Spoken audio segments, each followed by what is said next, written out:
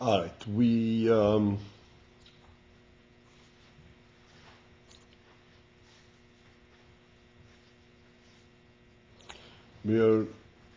right in the middle of the page on 181, and the line starts with the words Hu Ikar Hayefi.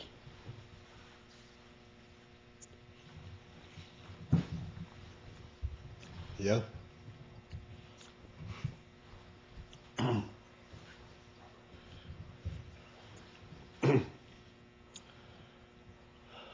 We are explaining the Posuk Hashomayim Mesaprim Kvoid Keil.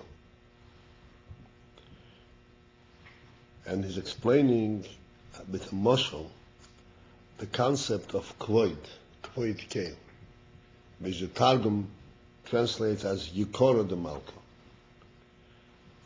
And he explains with a mashal from Midas that we are familiar with, Chesed and Gvura and Tiferes. And it says, as great as Chesed is, as great as Gvura is, it lacks this quality called Yoifi, glory. Yoifi means something that goes beyond the definitive aspect of the Midah, and it kind of reflects, Yoifi means beauty, it reflects something above, something beyond the specificity of the Midah.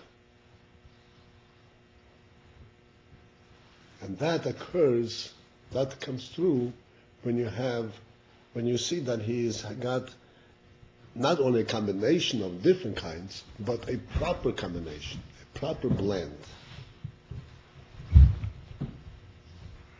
where the ability to blend two different and opposite qualities together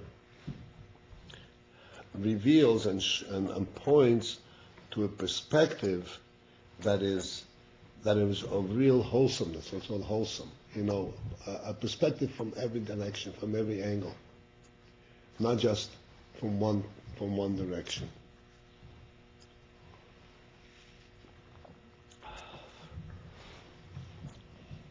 Would it make it also sense to equate this to speak with like balance, like not just like one midah being lopsided, but a combination of different midas being like a balance. You have kind of nothing, not an extreme of anything.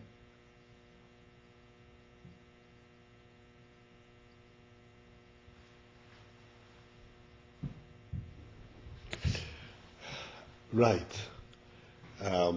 Definitely there is a balance. But the emphasis over here is not just in the balance aspect, and I want to discuss this, but in the completeness of it.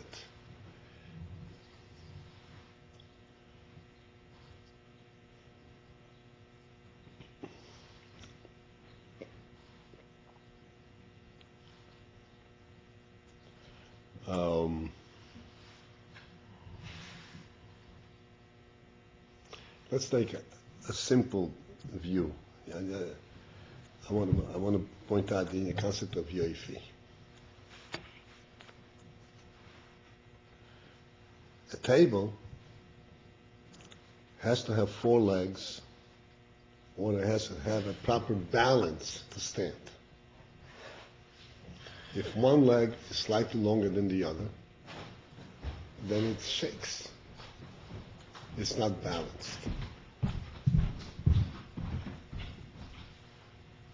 So if you have a table that its legs are properly balanced, you say it is well constructed, it's properly balanced. Then you take this table, let's say you take a dining room table and put it in the corner. So the table is the same, but it doesn't express itself. It doesn't express your appreciation of what this table is.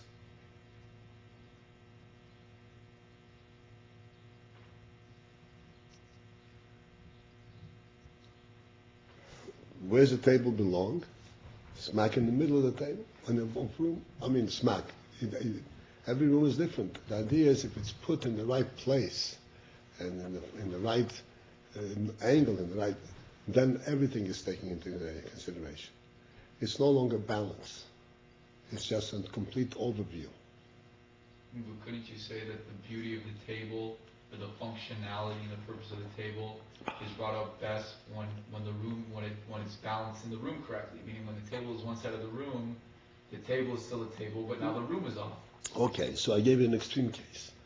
You could have functionality of the table 100%, also in the wrong position, in the wrong place, and in the wrong position.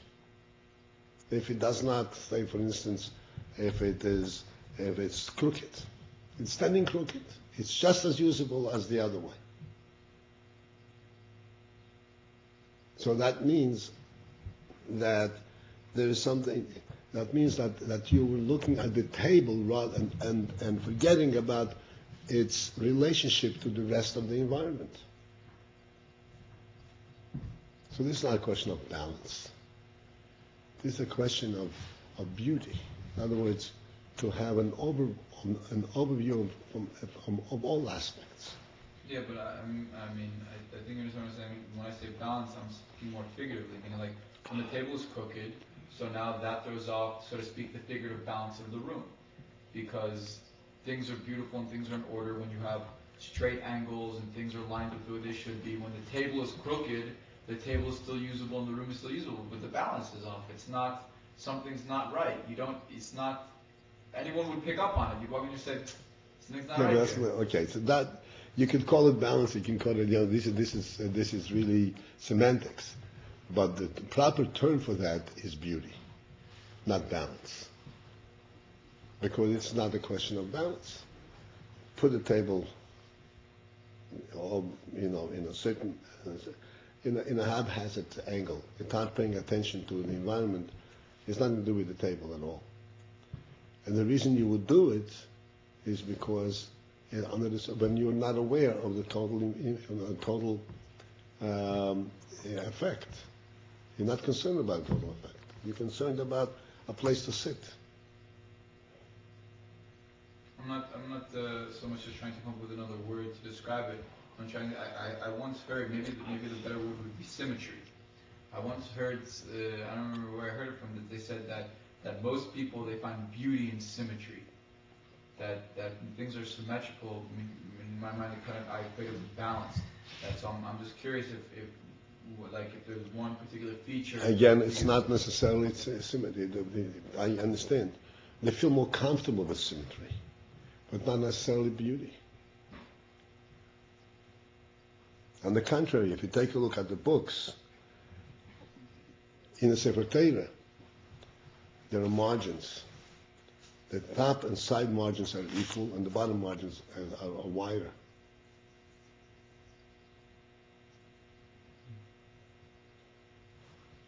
And it's nothing to do with symmetry. It's just the way it looks. And this is the way most of the books are done. It's more pleasing to the eye and nothing to do with symmetry. On the contrary, it's asymmetrical.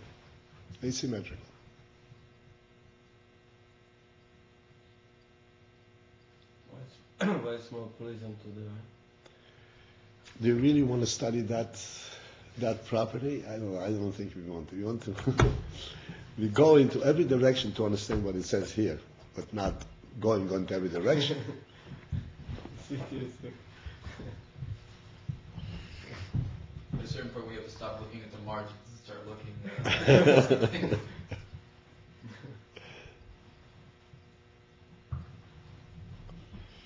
Right.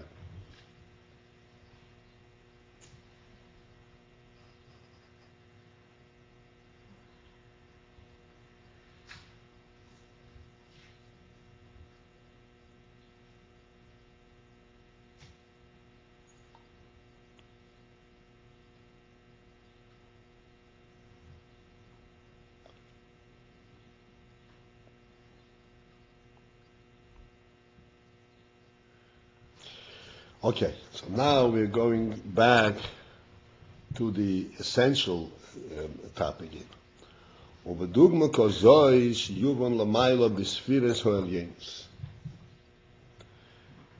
This will give us an understanding and a view above Lamaila, in Ruchnis, in godliness, Bisphiros Hoelyoinois, in the spheres above. The Bisphiros Hatiferes, and the point is that in this sphere of Tiferes, Hine b'mido zu hu hayoifi. This is the mido where you find yoifi, in Tiferes. Al yedei ha-hiskalulus the midas chesed ugvura. As a result, in other words, midas tiferes, there is yoifi, it expresses yoifi, by virtue of its combining of the midas of chesed and gvura, shehem chiver v'sumak, which is white and red.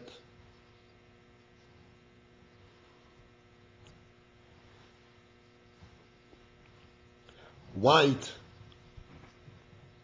is all-inclusive. Red is all-exclusive.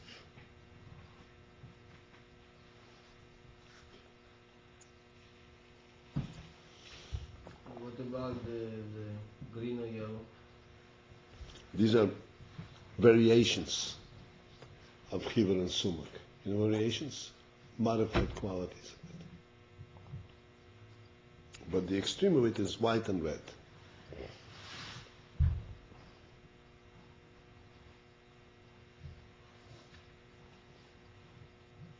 It's interesting.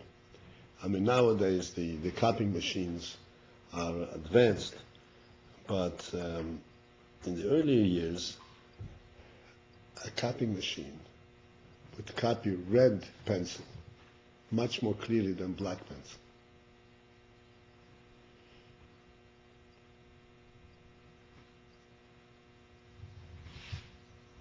Red is even more emphatic than black. You would think black is the extreme.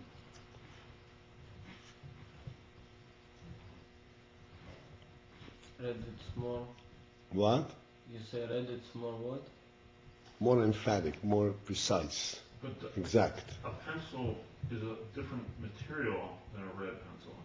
Like a graphite pencil is more shiny, so it might not be a factor of the color in that case. Right. Well, I'm not saying that a pencil. Say a ink,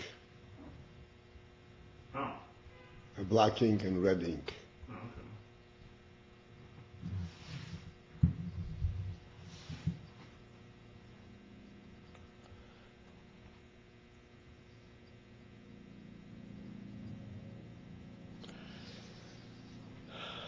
okay. So he's going to explain this in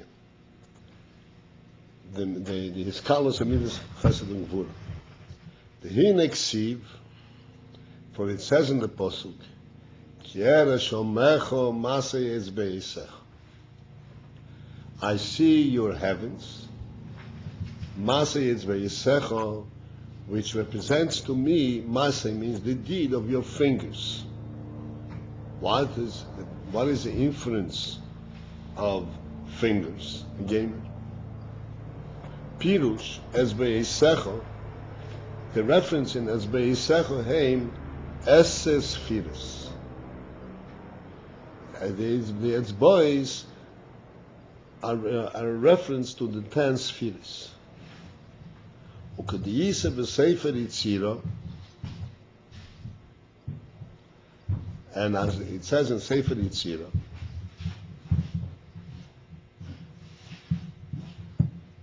Eses spheres b'lima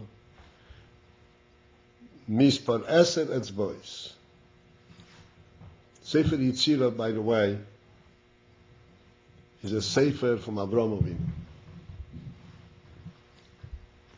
We have a little bit of Sefer Yitzira in Mitzvah Shem Shavuos. If you reach that far in saying the Tikkun, There's a piece from Sefer Yetzirah in the Tikkun of Shvei Shavuos. I don't think it was Mechaber the Sefer, it's just back from before. It says in Sefer Yetzirah, a Sefer Shavram Avinu.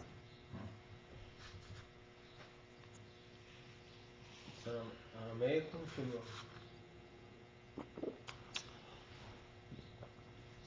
Hebrew? It's a difficult Hebrew. You know, it's Kabbalah. It's a Hebrew. Lots of abbreviations. A lot of, yeah.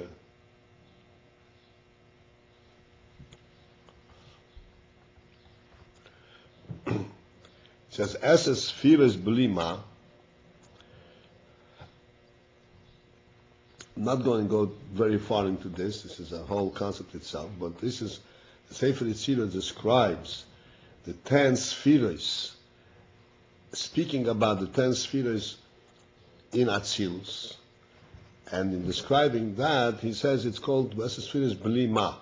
That the 10 spheres, bli means without ma, without an identity, without a real presence. Now the Eses spheres there are very subtle. And he says, right, and mispar eser its voice, to the count of 10 fingers, represented by 10 fingers. I mean, Blima is referring to a particular darga, like Kuz where the Esher spheres are.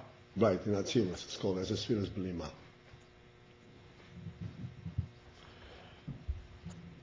V'hadimyoi meho etzbois hu. What is the idea? Why does he bring it out through its boys, the fingers? It says 10 spheres. What does fingers add to understanding the spheres? And the explanation is, who it is, mipnei shali yodom, it is because through these fingers, al yodom, through them, through the fingers, who ikor ha his chalkus, is the principle his chalkus. His chalkus means division, separation, subdividing the various aspects is done through the fingers. That was going to explain. And this is why the Sefer Yetzirah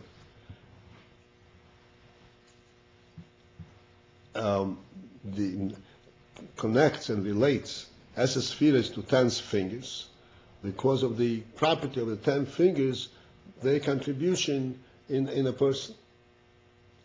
Ikela is chalkus.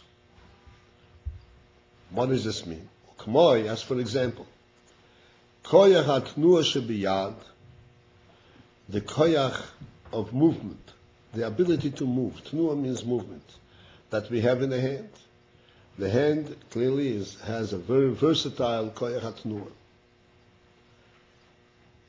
Shehu koyach poshut adayin. The way it is in the hand, it is a koyach poshut. The word poshut means a simple.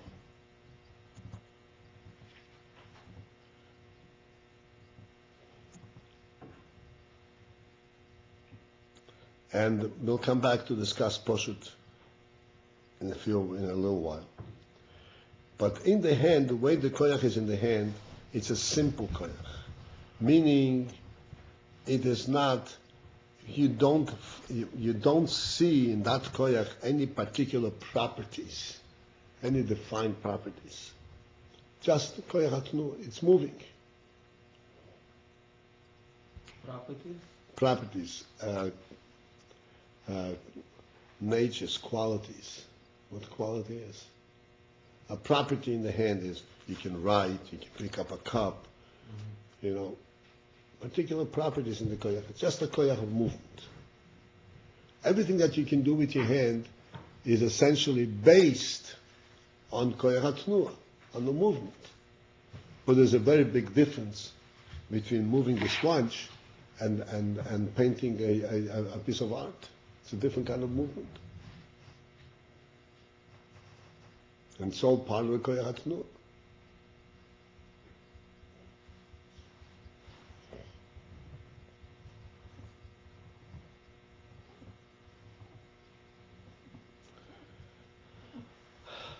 So the way it is in the hand, it's koyach poshut. A simple koyach. The word poshut means two things, the way you look at it. The word poshut means very simple, undefined, insignificant, very simple. Like you have a board, a piece of wood. Yeah, it's a simple piece of wood. Insignificant. Poshut also means that it is simple and it can be fashioned into any different form.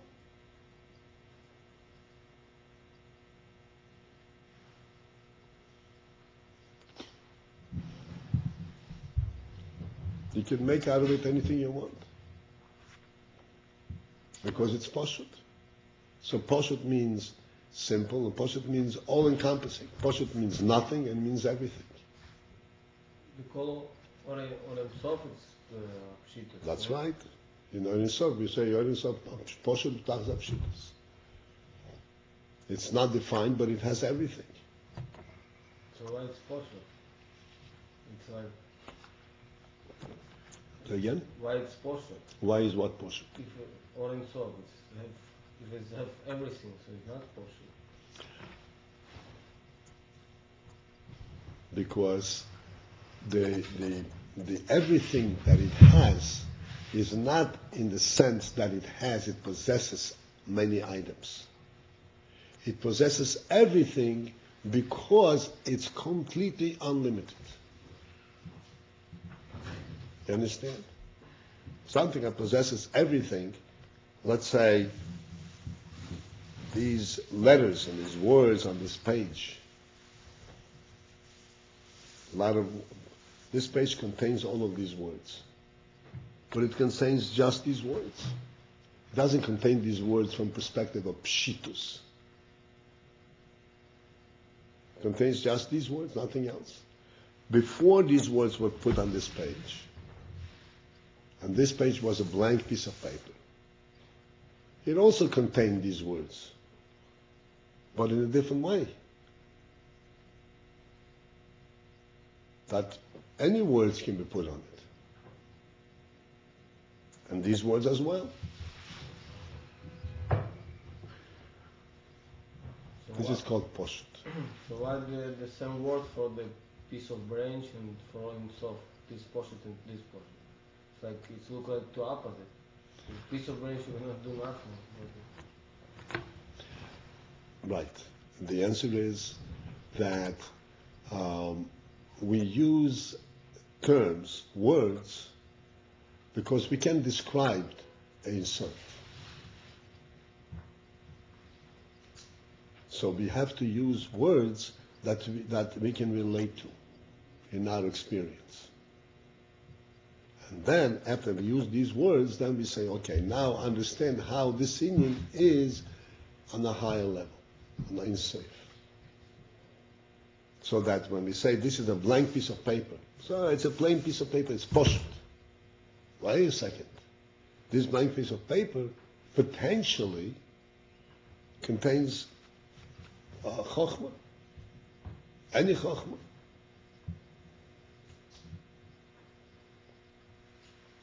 So it's the same word poshut, but pshitus also implies the limitlessness. But we use the same word. We use the same word in order for us to be able to relate to it. And there are other reasons as well, as we will have a chance to discuss as we go through. Which piece of paper I understand, but which branch? The same thing. If you have a board, you can make anything you want. You can make a chair out of it. You can make a table out of it. You can make anything you want. What about each portion? Ish poshut means that his relationship to Hashem is without any any definitions, without any limits. Straight. So on the one hand, it's not that intelligent, but on the other hand, it's very direct. Like totally Kabbalah story. Luckily, it's one thing with Hashem. Without any limits.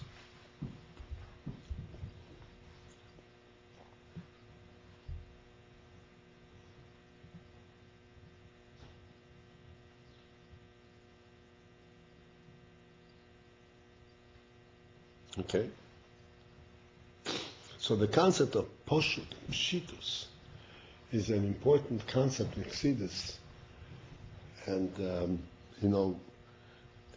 its implications are wide. Like you said, we say Ish Poshut, and we say Ein Soif is Poshut. Poshut b'tachas Pshitus. Because it's completely undefined. It's not a presence. It's not a created entity. It's also called Pshitus. Okay, so let's stick to the level that we're talking about here, on the Moshe. The koyach hatnu, the way it is in the hand, which is at the koyach poshet adayin, it is at that point a koyach poshet, a simple koyach. Lasois, melochois, shoinois. It's able to do different kinds of actions, like melochois, activities and work. Kvedos, difficult ones, heavy ones. Kemoi, as for example, lahasia avoni, to move stones. Or lahagdia masois kvedos, to lift heavy loads, ulonosom mimkoimom, and to carry them off from their place. V'lachpeir, and to dig b'ma'amake ho'adom, to dig into the depths of the ground. V'kadoima, and such other activities that do not require any particular specificity. You know what specificity means? Exactitude. So that you can do with a koyach poshet.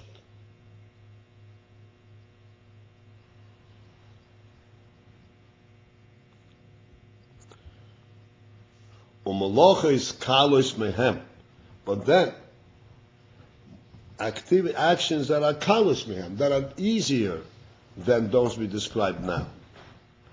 Avol tzrichois imun, but they're easier in terms of the exertion, the amount of koyach you need. But the tzrichis imun, they need training. Imun means to be trained, practice. K'moi hazriko. As for example, the koyach hazriko, to throw. Av shehi mikoyach acharon, shebekoyach hatnuah. Although the koyach hazriko, the koyach of throwing, is the last. Koyach acharon means the last, the lowest koyach of the koyach hatnuah, of the koyach of movement.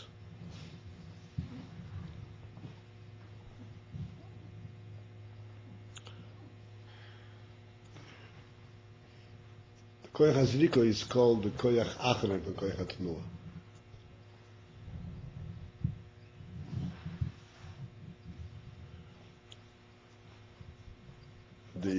The concept over here is koyach acharon, the koyach hatnuah, is all the koyachos that a person has come from the nefesh, from the life force in the person, from the neshama.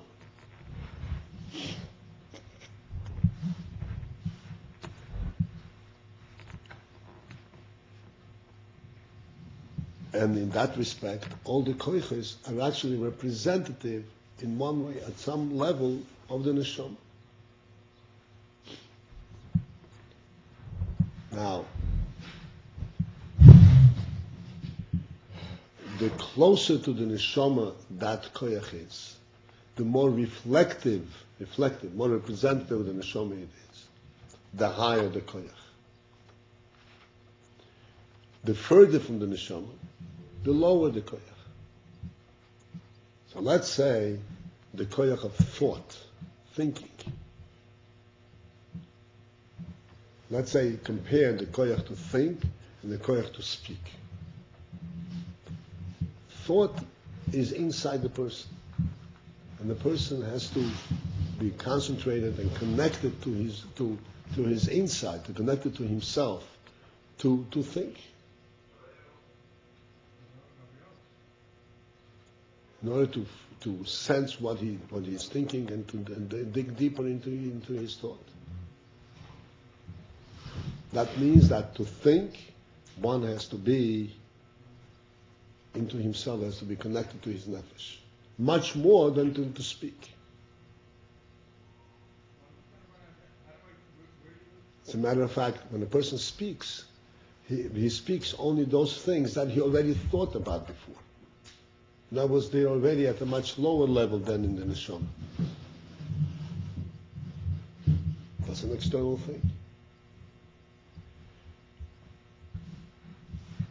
Then there is the koyach of walking, let's say, which is done even more externally. That's even a lower koyach. So the further away from the nefesh, the lower it is. What is the koyach that is the furthest away? The koyach achron sheben nefesh. That's the koyach hazrika. Why?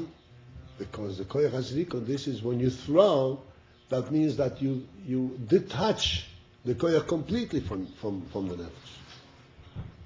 Speaking, even though it's external, but it's still connected to you. Walking is also connected to you. But throwing, this is where the koyach can function completely disattached from the nefesh. That means that it has the least connection, the least representation of the nefesh. That's called koyach achron.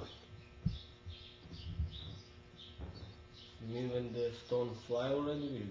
Yes, the koyach hazrika, the koyach, when you throw, so you put the force into the stone to fly. So this koyach becomes detached from the person.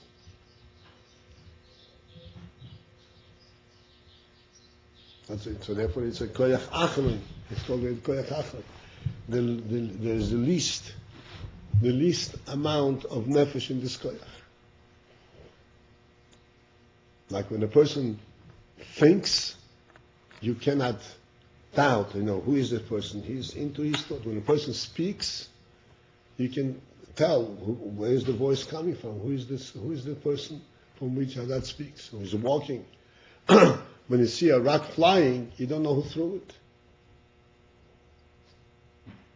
Because the koyach becomes detached from the source.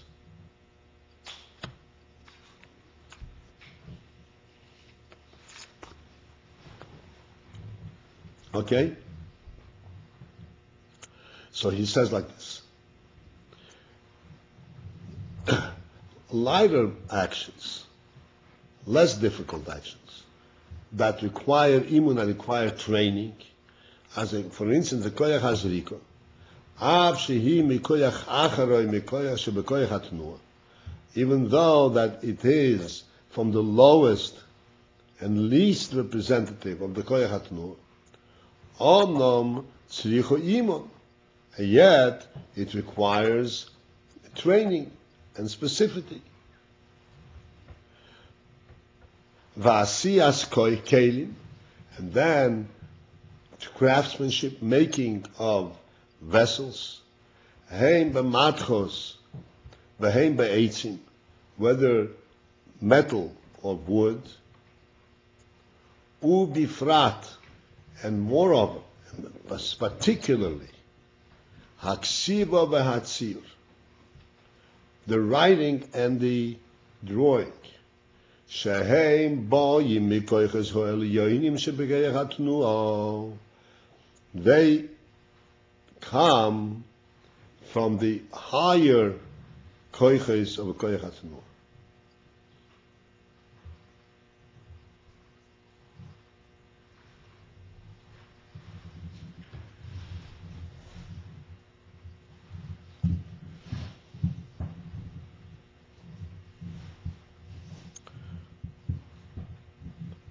And therefore, discussing all of these variations, all of these different things that can come from the same koyach hatnuah. What does this tell you? Behind it. In these instances, when we have different variations of koyach hatnuah, it means the koyach hatnuah bo his chalkus, that this koyach of tnuah, the koyach of movement, is put through, it counts, it means it's put through his chalkus, subdivisions, lefi in yonei ho'aveidos ve'hamlochis, according to the type of work and activities that need to be done. It's not all the same koyach hatnuah. There's a koyach hatnuah which is poshut, and then this koyach hatnuah can be divided in all kinds of different types and different levels. These chalkus.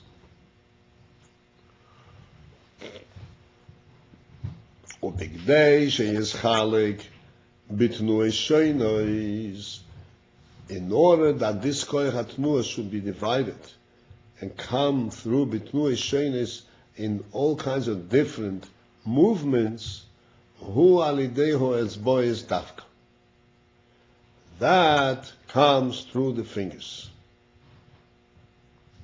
The fingers are the ones that affect the different forms that the koyach hatnuah can express itself. V'hoyikor, and particularly, mainly, hu b'mlochis hanalois, the function of the fingers, particularly comes through b'mlochis hanailos, in the higher, more refined types of actions. The ksiva v'tziur, of writing and tziur and drawing.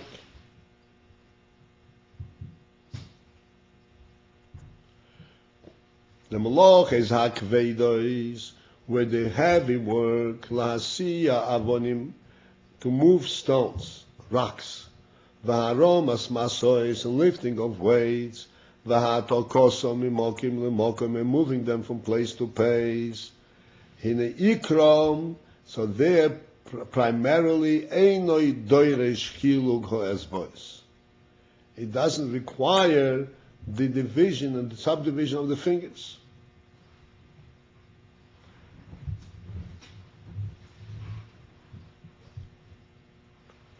You do need the fingers. Let's say if you want to dig, you have to take the shovel, and to hold on the shovel, you have to hold it in your hand, and the fingers are the one that clench around the handle. In order to lift up something, also you use the fingers to lift it up. But you use the fingers, but not what's called the chiluk as boys. The chiluk means the division between the fingers. It's just that the finger wraps around the object, but not the fact that there are 5 fingers in the hand or 10 fingers doesn't make any difference. As long as it wraps around. As a matter of fact, you know these gloves that are mittens that completely cover the hand. You can also pick up stones, but you cannot write with it. You cannot make a drawing with it. Because you don't have the kilograms boys.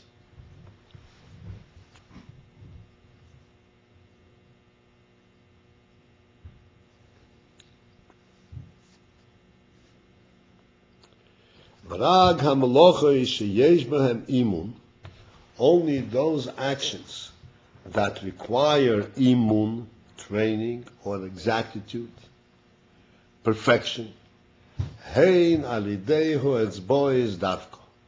Those type of actions come exclusively through the fingers.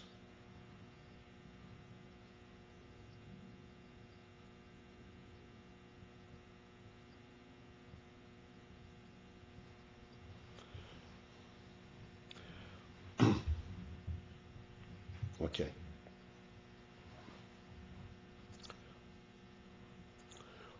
All right, so let us examine just for briefly what we've learned here.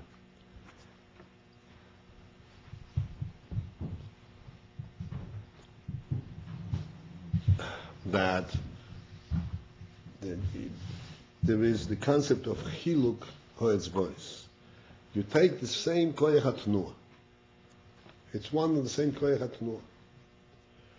But the fact that the koyach hatnuah comes in a more refined form in 5 and 10 fingers, and each finger has its particular nature and particular property, particular mode of movement.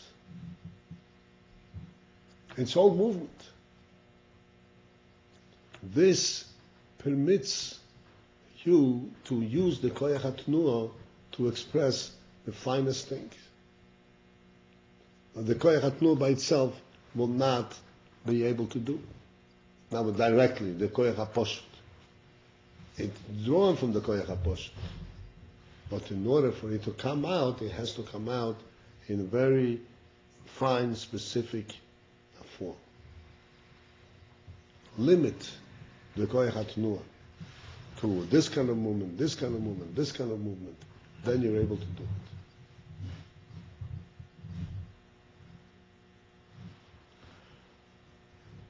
This is the etzbois davka. Behainu, now the Rebbe is pointing out a further point. This union that we say, that this is exclusively through the fingers, we mean to say, hainu, we mean to say, the law is zu bilvat, that not only is it true, the ikron, that the principal activity that we're talking about, as writing and drawing. So primarily, the ikon was the simple activity of writing and tziyur and drawing. Who are they as boys? It has to come through the fingers.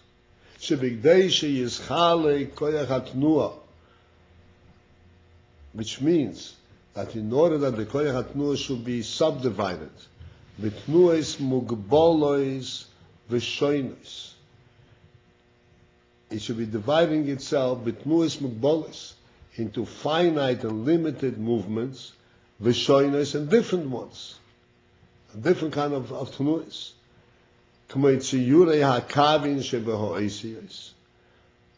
Such as tziyure, the form of a kav, of a line that we have in letters, oy behatziyur, or the form of a line in a drawing.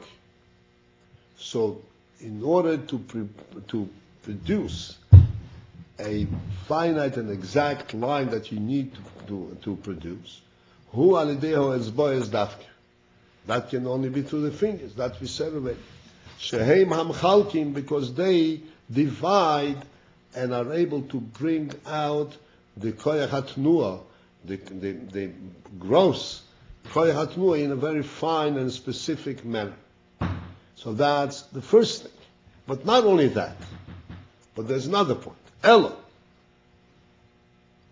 What is the other point? Shagam yoifi hamlocha hu alidehu etzbois. This is an additional point. Yoifi hamlocha.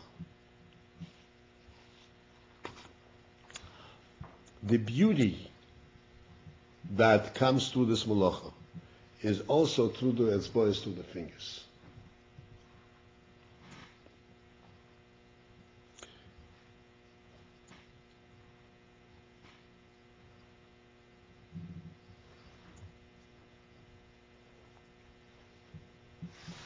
In other words, you can make a line, you can make a vav, right.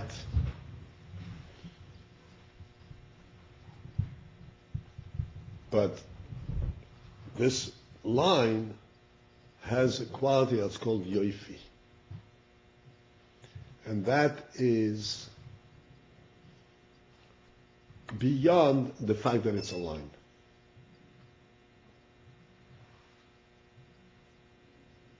It has a certain quality called the beauty of writing, the beauty of a tzir, the beauty of a drawing.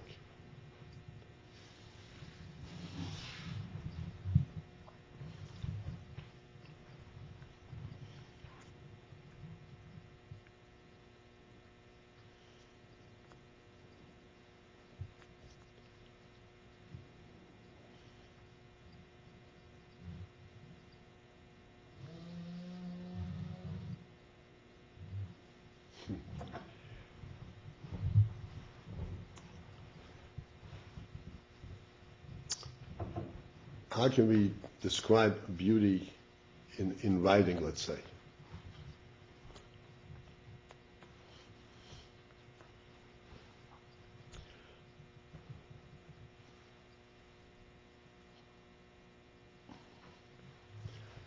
Just like in speech. When a person speaks,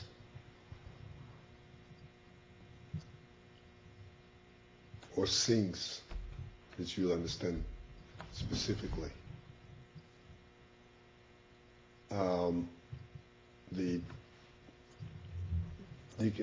In addition to the words that one says, the intonation, the emphasis of how the word is constructed, that, now let's say a person speaks in a monotone, saying the same words, he's giving the same message. What is it lacking? It's lacking beauty.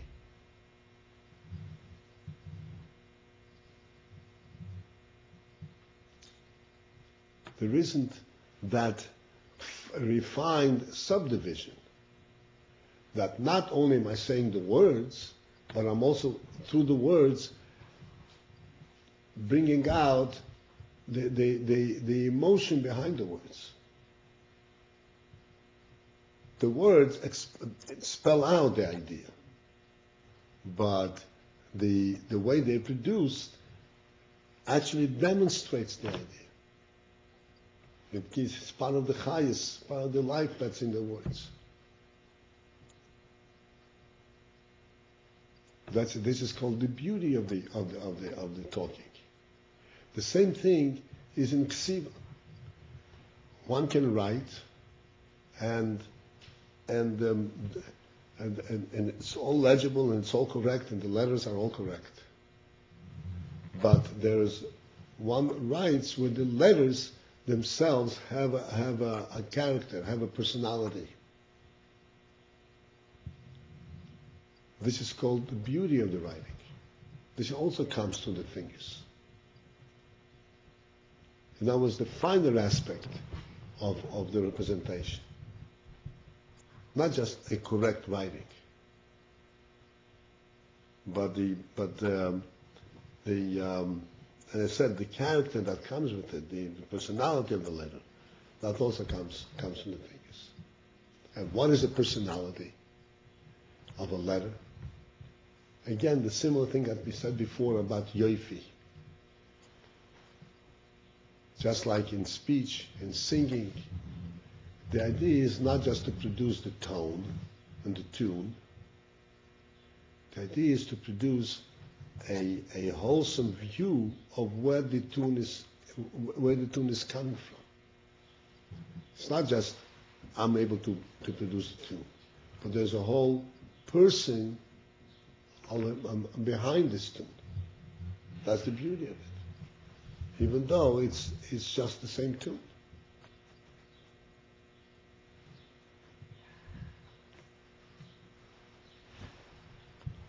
This is called yoifi.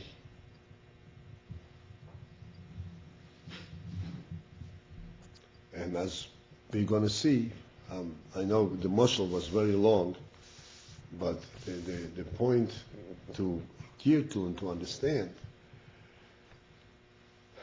that the world, we're going to see, that Hashem created,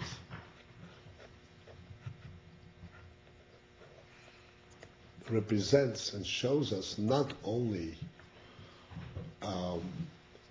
the entities, the ingredients that go into making or putting it together, but there is a perfect blend, and therefore it represents really a wholesome, a complete, a rich representation, not just what's needed.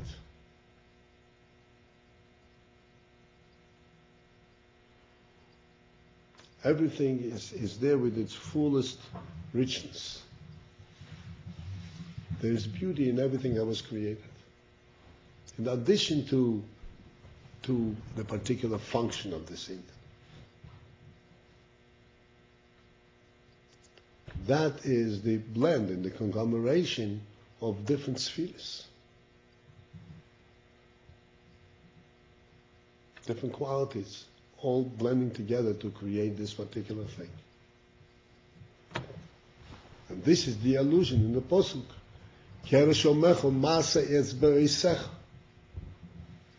And this is the deed of your fingers.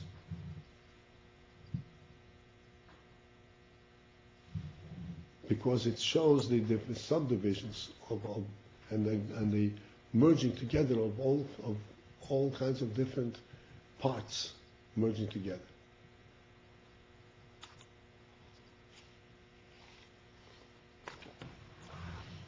And here you see the difference between Poshut and Mechulok. Because all of the divisions that the fingers are able to produce, they're all contained in the Koyach HaTnur Shebiyad, in the simple Koyach HaTnur. Because it's the Koyach HaTnur that produces them. But in the Koyach HaTnur, you don't see, it's not revealing all that beauty. Where does that beauty come out? When it comes out on a specific and mechulak, on a subdivided level.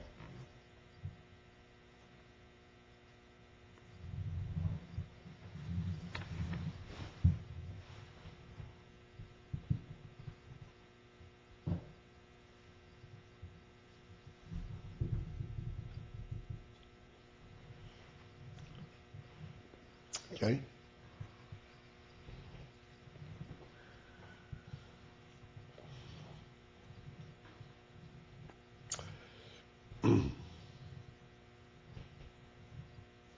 והדוגמה מזה למעלה.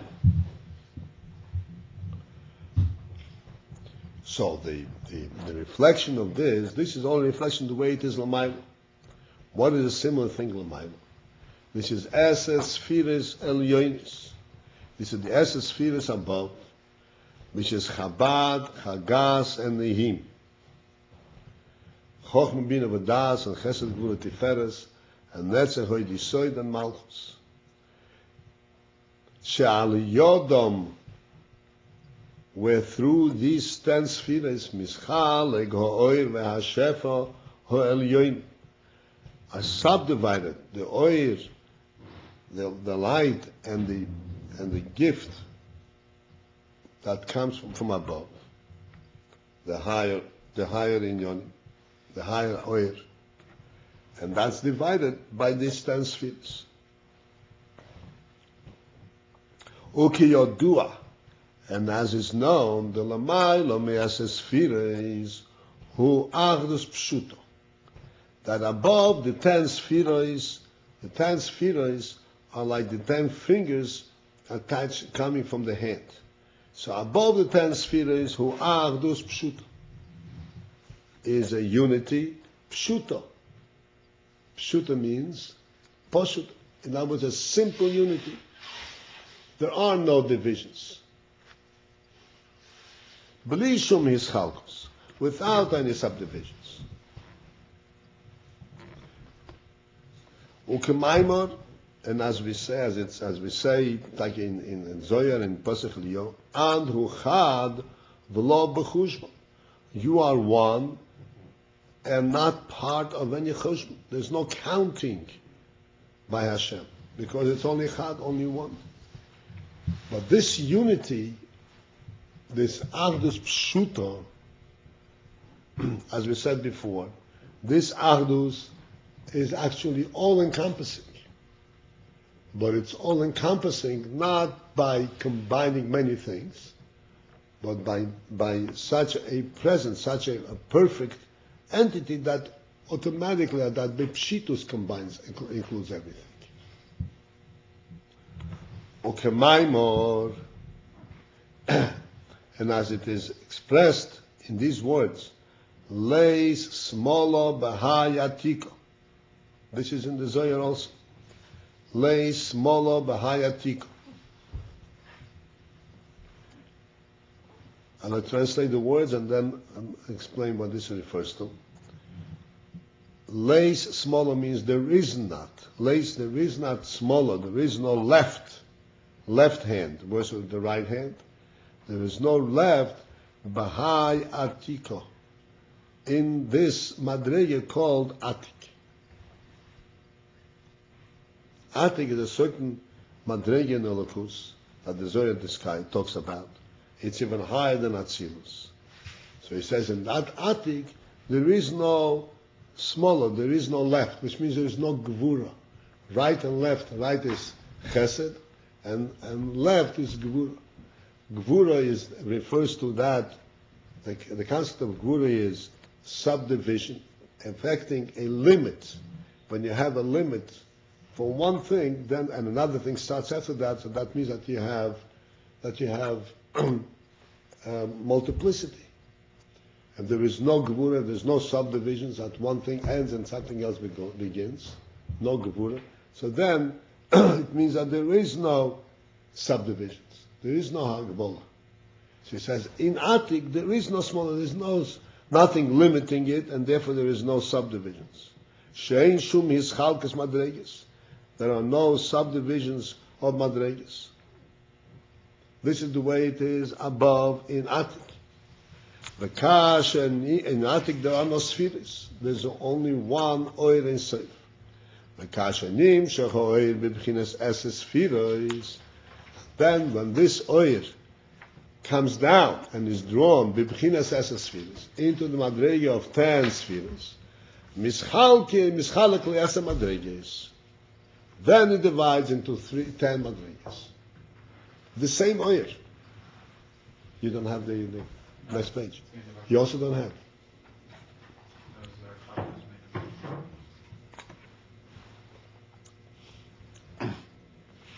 All right. Mischalek lesser madreges. Then it divides into 10 madreges. This is called Esses Filis. And the Esses Filis, as we're going to see, and in Mitzvah Hashem, after we get back to the Nimshal, to the point that we understand the significance of discussing this moshel at this great length. I think the moshel, fingers are a big deal about fingers. Then we'll understand the richness in this whole moshel.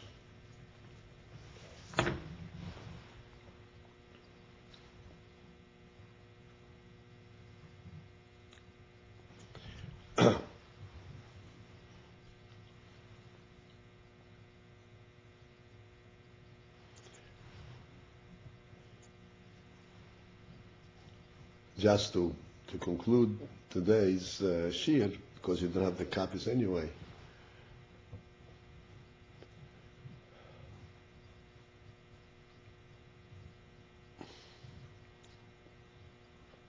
There's an interesting phenomenon that we experience every day, but of course we don't pay attention to it.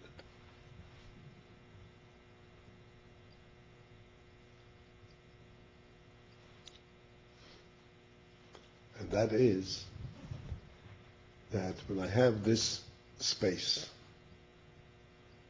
and then I put a cup into this space, and I'm not amazed, I'm not surprised. This space is different than the cup. How does the cup fit in there?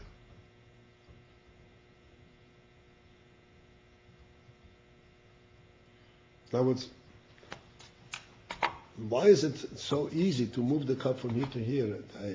This is a different entity. It has certain qualities. And yet you can put the cup in there without any difficulty, any consideration. Not only you can put the cup in there, but we are not experiencing in our intellect any kind of surprise. Oh wow, it can accept that too. You can put that also in there. You have no surprise whatsoever.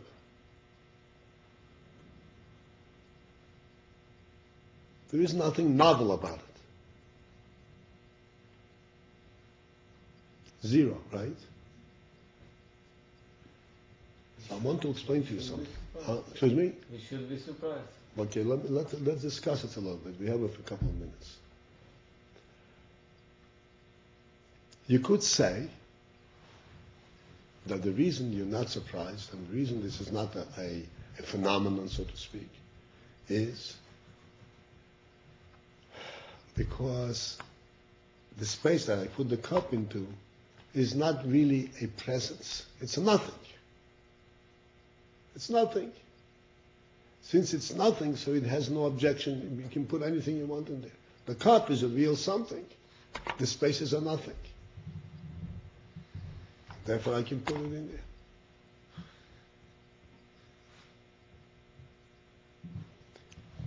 However,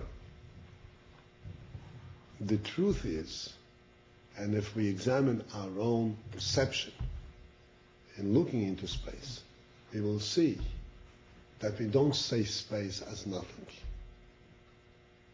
On the contrary, we see space as having all the richness there is. And the reason I can put the cup in there is because it has that richness also. It's limitless richness. And this is why anything can fit in there. And moreover, not only anything can fit in there,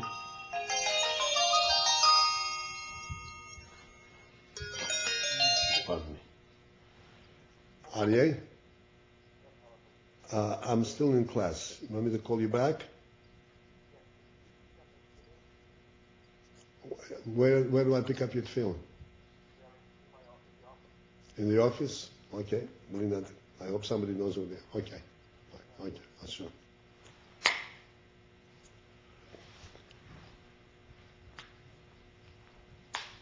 When we think about this, you see, we have to enrich our perception of life. When we walk in the street, and we walk from one place to the other, we do not perceive ourselves walking in nothingness. We perceive ourselves walking in a rich presence of a whole world. Except that it's so rich and so all-encompassing that it accepts us readily. And everything else that can fit in there. Or nothing, no limit.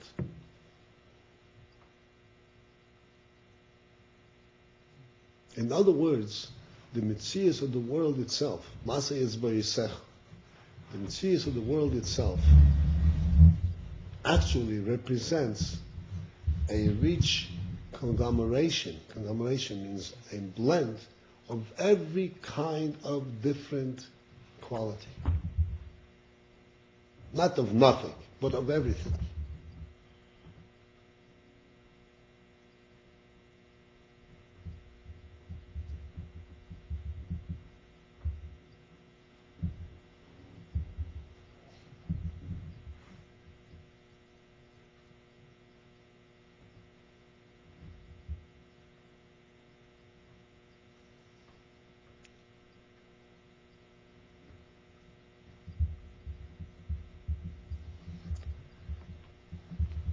There's much to speak about it, but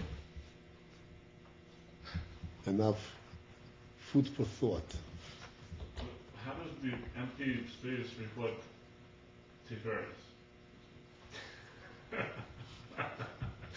The fact that it'll accept anything.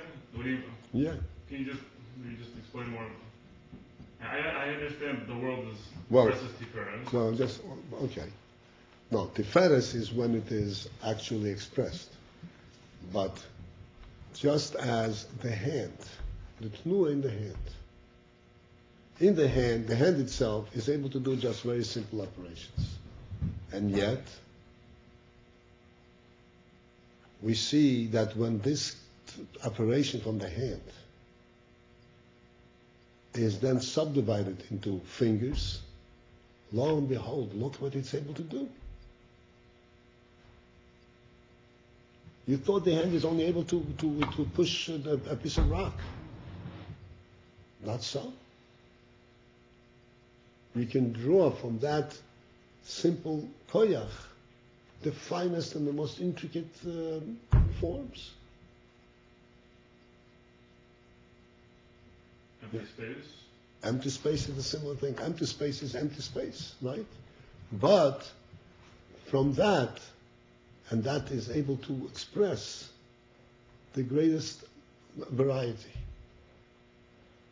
Pshitus, yeah? From this pshitus comes the greatest variety.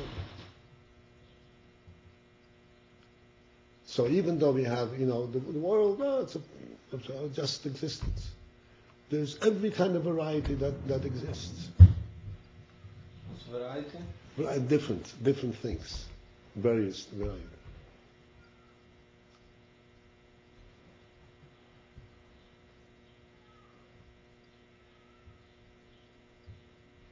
See, this is an important thing. They didn't come in yet, so I might as well use the moment.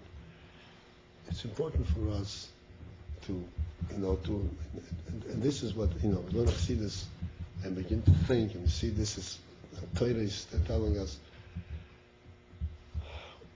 Shema Yisrael Hashem Elokeinu Hashem Echad. What does that say?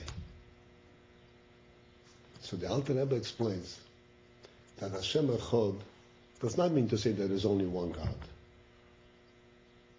Leitala al daitacho, sheyesh Elokim shnishra b'mayim tachas la'aretz.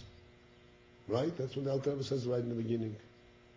Nobody thinks, there is a God floating under the sea. That's not what the pasuk is talking about.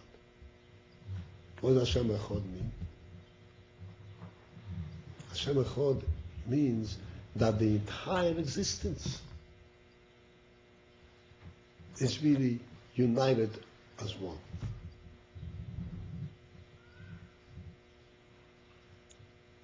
So that when we look at the existence, we do not see, this is the important point that I made before, we do not see, I have a whole bunch of things over here. Oh, this is a house, this is a street, this is a tree, this is a pole, whatever, a whole bunch of things. All of these things, where do they exist? In nothingness.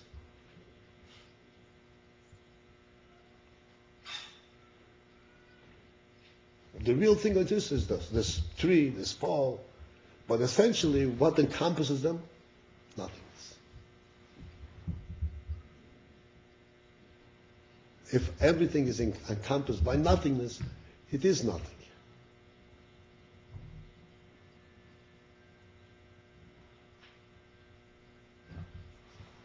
So we get to understand not so, just the opposite. Hashem Echad. Everything is encompassed in the Elokus. And the Elokus permits everything. And then some. Limitless. And therefore the entire variety, the entire multiplicity that exists is actually an expression of the greatness of Elokus.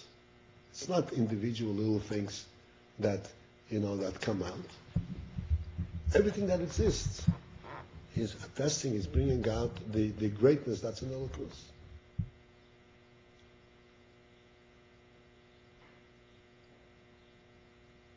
There's a profound difference between a person perceiving himself existing within nothingness or existing within godliness. Practically speaking, one could say, oh, it's the same thing, as long as I can be here. But that's a different perception of life completely, of existence. Like the difference between writing on a blank page or just writing in the air. There's nothing. Okay.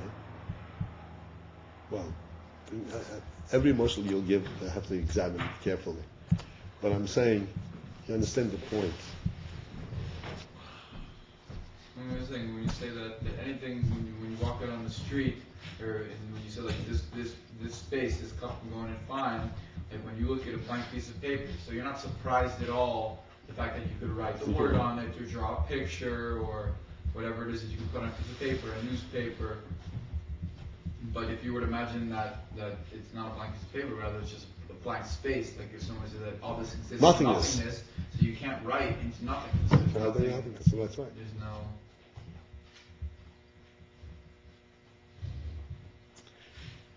But the point over here is not just, that you can't write in nothing. The point is here is it's a different perception of life.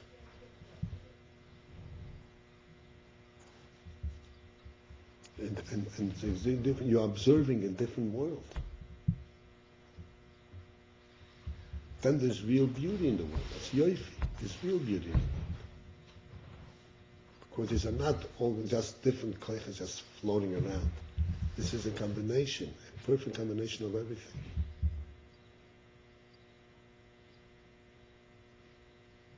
So when there is spring, like we have now, then we have summer, then we have fall, we have winter, and we have spring.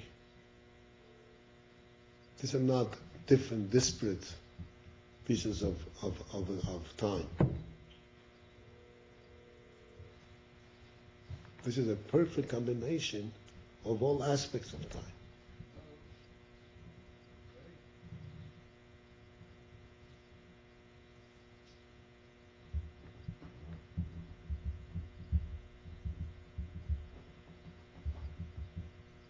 Then you're able to begin to think and to recognize a godly presence in the world.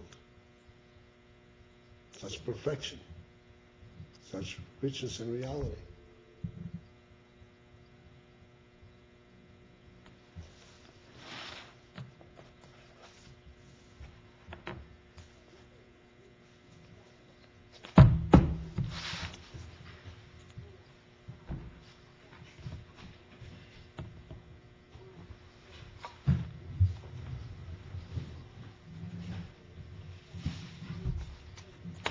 Guys in class in the city, I have the class. So we always have some kind of object on the table used for a moshel. So we use a certain thermos as a moshel. So, that's a holy thermos. It's a moshel. You should watch out if they ever find that cat you keep talking about, which walks into a wedding hall. They're going to treat it very, very well. What? Oh, yeah. They're speaking about that cat. So if they ever find that cat, if someone's going to give A it cat. in his house. Dogs.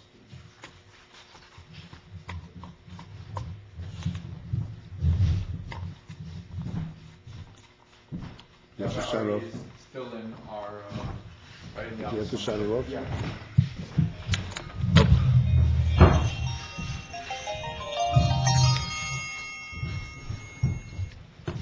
Yes, sir.